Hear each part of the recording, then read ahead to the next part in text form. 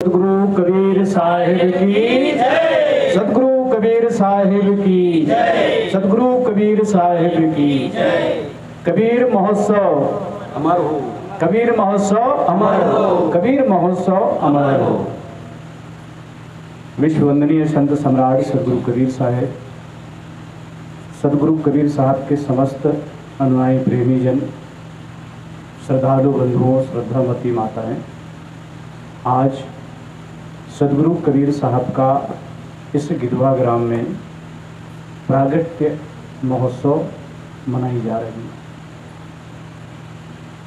सदगुरु कबीर को आप लोग अच्छी तरह से जानते ही हैं कि आज से 623 वर्ष पहले इस धरती पर उनका अवतरण हुआ।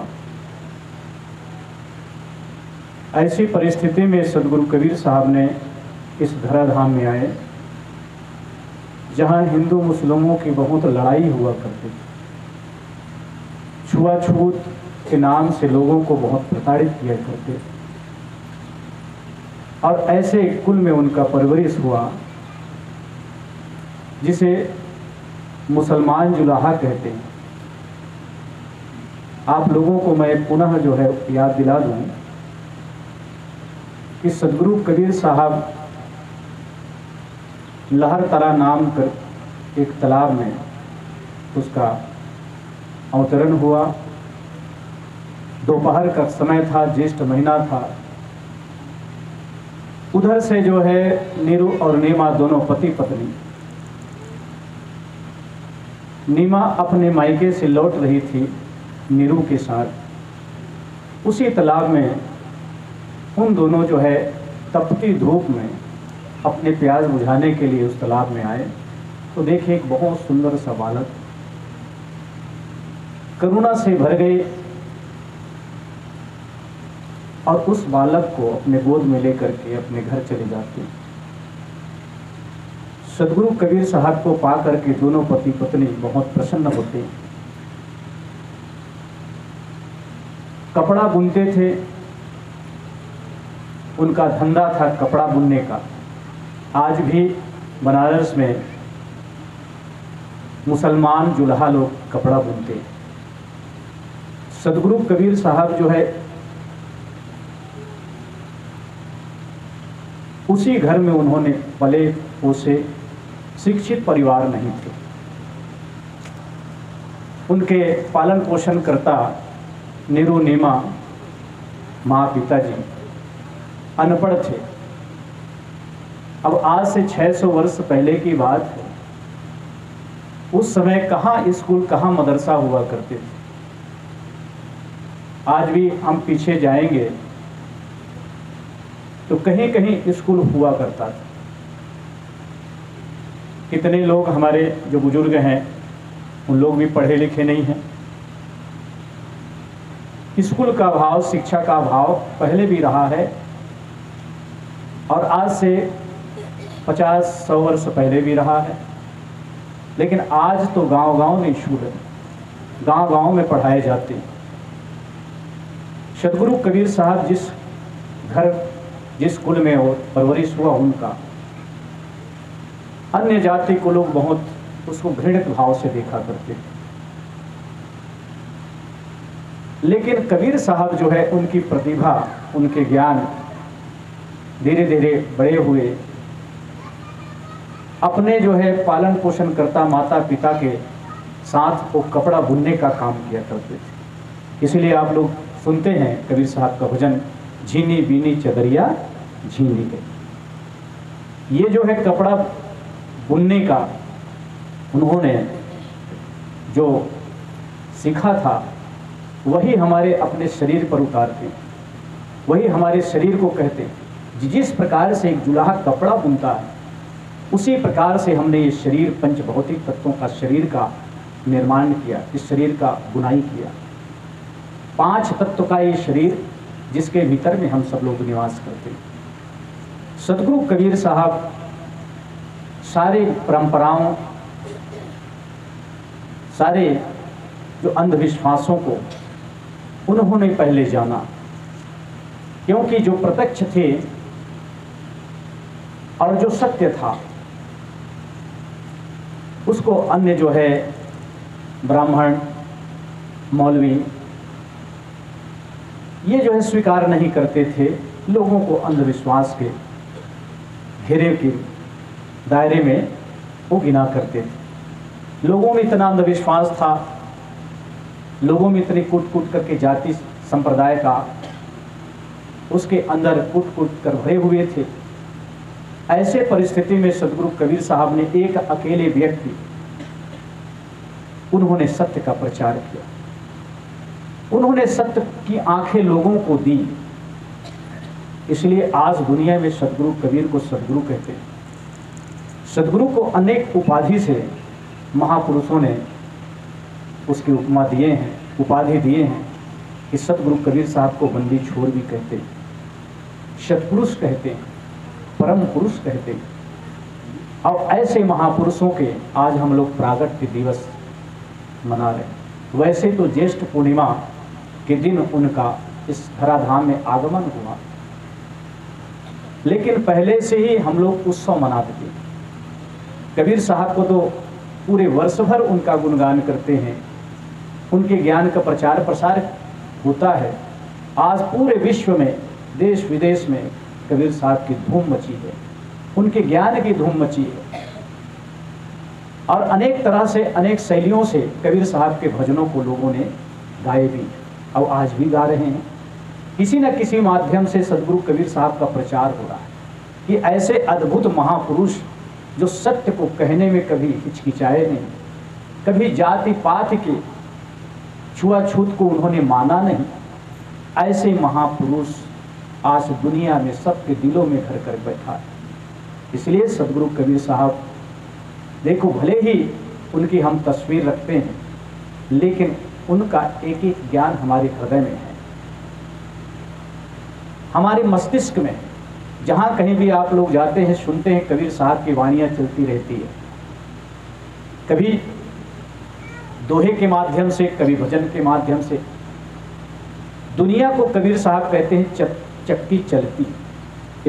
संसार को कबीर साहब चक्की चलती कहते हैं। आप लोग जाते हैं, चलने वाली चक्की होती है जिसमें गेहूं डाल दें। जैसे पहले घरों में चक्कियाँ हुआ करते थे, जांता जिसको बोलते हैं, एक छोटा वाला गेहूं पिसाई करते हैं, उसको क्या बोलते हैं? उसको भी चक्की बोलते हैं। जांता में जो है धान कोदो उसमें डाला जाता था, चक्की में केवल गेहूं चावल डाल करके आटा बनाता। सदगुरु कबीर साहब कहते हैं जिस प्रकार से जो चक्की चलती है और उसमें गेहूं आटा बन करके निकल आता है, चावल आटा बन करके निकल आता है, उसी प्रकार से रात दिन की एक दो चक्की चल रही है। और इसी में जीव जन्म मरण के चक्रव्यूह में फंसा हुआ। चक्की चलती देख के दिया कबीरा रोए, दो पाटन के बीच में साबुत बचाना हो। देखो चक्की में जो है गेहूं डाल देते हैं, आटा बन करके निकल आता है, वो साबुत नहीं निकलता। और साबुत निकल जाए तो उस चक्की का महत्व नहीं। सदगुरु कबीर साहब कहते हैं कि इसी चक्की, दुनिया की चक्की में ये जीव पीसा जा रहा है। जन्म मृत्यु के चक्कर में ये जीव पीसा जा रहा है। जन्म होता है, फिर मृत्यु होती है। इसी प्रकार से अनंत काल तक चलते आ रहा है, लेकिन साबुत किसी में नहीं निकला। अर्थात जिन्होंने अपने जीवन को कृतार्थ किया वो साबुत हो गया। शरीर तो नाशवान है, लेकिन आत्मा अजर अमर अविनाशी। शरीर की मृत्यु होती हम लोग देखते हैं, हमारे सामने मृत्यु होती है, हम उसे दफना देते हैं, जला देते हैं। ये शरीर की दशा है। शरीर नाशवान, अब इस नाशवान शरीर में एक आत्मा राम, एक चैतन्य पुरुष निवास करता है। सदगुरु कबीर साहब कहते हैं अपनी भाषा में, इसको साईं कहते हैं। जो सबके भीतर में जो बैठा है वो साईं कहते हैं। देखो कबीर साहब का भगवान कहीं बाहर नहीं है। सदगुरु कबीर साहब का भगवान कहीं आकाश में नहीं रहता, कहीं बैकुंठ लोग, कहीं अमर लोग, कहीं कैलाश लोग, कहीं ब्रह्म लोक में कबीर साहब का भगवान नहीं निवास करता है। कबीर साहब का भगवान सबके दिलों में निवास करता है। इसलिए कबीर साहब कहते हैं, सब घट मेरी साइयां सुनी सेज ना कोई, बलिहारी घट तासु की जाघट परगट होई। सदगुरु कबीर साहब कहते हैं, सब घट मेरी साईं, मेरा भगवान मेरा परमात्मा सबके भीतर में निवास करता है। ऐसे किसी भी शरीर में नहीं रहता, ऐसी बात नहीं, वो तो सबके शरीर में रहता है। जिसे मैं साईं कहता हूँ, जिसको मैं राम कहता हूँ, जिसको मैं हरि कहता हूँ, जिसको मैं परम पुरुष कहता हूँ, वो सबके घट में निवास करता है। लेकिन पहले भी सदगुरु कबीर साहब के पहले और सदगुरु कबीर साहब के ज़माने में देवी देवताओं के नाम से बहुत अंधविश्वास आज भी है। जिस प्रकार से आज भी अंधविश्वास फैला हुआ है, देवी देवताओं की कल्पना, ईश्वर परमात्मा ब्रह्म की कल्पना, ये मनुष्यों ने किया और इसी कल्पना में आज संसार के लोग भूले हुए हैं। और जितने भी काल्पनिक देवी देवता माना गया है, आज तक किसी का ना तो दर्शन होता है, ना उससे कहीं भेंट होता है, ना हमारे कोई काम को जो है सफल बनाते हैं, और ना किसी प्रकार से उनके द्वारा हमारा कार्य पूर्ण होता है। ये अंधविश्वास लोगों ने इतना माना और आज भी वही अंधविश्वास चला। कुरीतियां पहले भी था और आज भी है, लेकिन जो संत महापुरुषों की शरण ले लेते हैं, उनके भीतर से कुरीतियां समाप्त हो जाती, जीव का भटकाव खत्म हो जाता है। इसलिए सदगुरु कबीर साहब को देश विदेश में उसको घूमना पड़ा, देश विदेश में उनको जाना पड़ा। कबीर साहब अपने सत्य ज्ञान को लेकर संसार में रमण करते। पहले रमत होता था, संत गुरुजन रमत करते थे, इस गांव से उस गांव, उस गांव से उस गांव, और अपने सदगुरु कबीर साहब के ज्ञान को प्रसार किया करते थे। उसी प्रकार सदगुरु कबीर साहब जो है अपने संत मंडली को लेकर के वो रमन करते थे, इस गांव से उस गांव वो जाया करते थे। लेकिन जो सत्संगी होते थे कबीर साहब का सत्संग करते थे। अब कबीर साहब के जमाने में जो है, कबीर साहब के समय में कि सब लोग आकर के सत्संग सुने, ऐसी बात नहीं थी। कबीर साहब ही कहते हैं कि देश विदेश हों फिरा, गांव गांव की खोरी, ऐसा जीरा ना मिला, लेवे फटक पछोरी। सदगुरु कबीर साहब गांव गांव में गए, लेकिन गांव गांव में गए और लोगों ने उनकी बातों को सुना, ऐसी बात नहीं। कबीर साहब के बातों को सुनने वाले बहुत कम लोग थे, क्योंकि जो अंधविश्वास में जकड़ा हुआ, जो ईश्वर ब्रह्म परमात्मा के नाम से भटका हुआ है, वह व्यक्ति को अगर कहें कि ईश्वर नहीं है तो आदमी के मन में बड़ा ठेस पहुंचता है। अगर किसी को कहो देवी देवता सब झूठ हैं, तो कहेंगे कि भाई ये क्या बात कह रहे हैं। अब वास्तविक में ये झूठ, किसी ने आज तक किसी देवी देवता का दर्शन नहीं किया। सदगुरु कबीर साहब यही तो बताते हैं, अरे असली देवी देवताओं की पहचान जिसने आपने बनाया, जिसने आपने गढ़ा अपने हाथों से, उसकी आप पूजा करते हैं, उससे आप धन की भीख मांगते, अपनी मनोकामना पूर्ण करने की प्रार्थना करते। जो अपने हाथों से बनाया हुआ मूर्ति के सामने आप जो गिड़गिड़ाते हैं,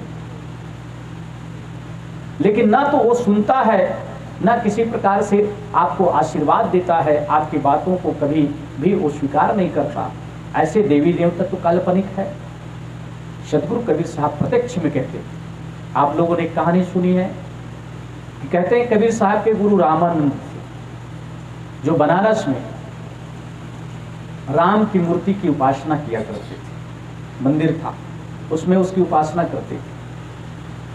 लेकिन ये कहाँ तक सच है पता नहीं कि कबीर साहब के गुरु तो रामानंद को मानते हैं, अब कबीर साहब कहाँ निर्गुण को मानने वाले, और रामानंद सगुण के उपासक थे, राम के उपासक थे। लेकिन दोनों के जो है कबीर साहब मूर्ति का खंडन करते हैं और उनके गुरु रामानंद जी मूर्ति की उपासना करते हैं। लेकिन ये कहते हैं, ऐसे शास्त्रों में कहीं कहीं आया है कि कबीर साहब का गुरु रामानंद, ऐसा माना गया है। लेकिन रामानंद भी वो बहुत अंधविश्वासी थे, राम की उपासना करते थे। कहते हैं जब कबीर साहब को गुरु करना हुआ तो एक गंगा के किनारे जो सीढ़ी बनी थी, वहां सुबह 4 बजे लेट गए। रामानंद जी 4 बजे स्नान करने के लिए जाया करते थे। उनका पैर लगा और कहने लगे कि अरे राम राम कहो बेटा, राम राम। पैर लगा तो देखिए छोटा सा बाल, सुने राम राम। ये गुरु तक दीक्षा माना गया। और वहीं से फिर से वो राम राम, यानी रामानंद उनके गुरु हो गए। कहते एक कहानी आती है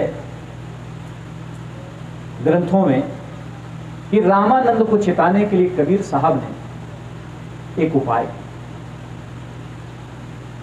रामानंद जी महाराज राम को दूध का भोग लगाया करते थे, खीर बना करके उसको भोग लगाया करते थे। कबीर साहब को कहते हैं भेजे कि कबीर जाओ तुम दूध ले आओ, आज राम को भोग लगाना है, खीर का भोग लगाना है। तो कबीर साहब ने कहते ये मूर्ति कहाँ भोग खाती, अब गुरु जी को मैं कैसे समझाऊं। लेकिन गुरु जी को चिताने के लिए कबीर साहब ने कहते ठीक है गुरु। उसने एक बर्तन लिया और दूध लाने के लिए चला गया। अब कहाँ गया, जहां एक मरी हुई गाय थी उसके पास चले गए। घंटों बैठा रहा लेकिन दूध कहाँ मिले। आकर के शिष्यों ने बताया कि गुरुदेव रामानंद जी तो कबीर साहब ने तो वो मरे गाय के पास में बैठे हुए और उसे दूध मांग रहे। रामानंद कहते हैं मरे हुए गाय कैसे दूध दे सकता है, फिर मरने वाले गाय दूध देंगे। अब कबीर भी बड़ा गजब है कि मरने वाले गाय के पास बर्तन लेकर के बैठ गए। जाओ कहे बुलाओ, उनको समझाओ मरी हुई गाय कभी दूध नहीं दे सकती है, उनको बुलाओ। तो बुलाने के बाद भी नहीं आए। रामानंद जी गए कहते हैं और उसको समझाया कि कबीर तुम कैसे पागल जैसे काम करते कि मरी हुई गाय कहीं दूध देंगे और तुम बर्तन लेकर के उनके पास में बैठे। तो मौका मिल गया कबीर साहब को कि यही तो मैं कहना चाहता हूँ गुरुदेव, यही तो समझाना चाहता हूँ कि जो राम नहीं है, राम की मूर्ति है, आप कहते हैं कि मैं उसको खीर का भोग लगाऊंगा, तो राम कहीं खाएंगे क्या? खीर आप बनाएंगे उसको तो हम लोग सब खाएंगे, ये बात तो समझ में आती है। लेकिन आप राम को भोग लगाने के लिए आप खीर बनाएं तो राम तो कहाँ भोग लगाते, वो तो मूर्ति है, मूर्ति कभी भोग नहीं खाती। तो थोड़ा सा उनको ज्ञान हुआ कि सचमुच में कबीर बहुत अच्छी बातें कहते, बहुत न्यायपूर्ण बातें कहते। इसी प्रकार से कबीर साहब ने बहुत लोगों को शिक्षा देते गए।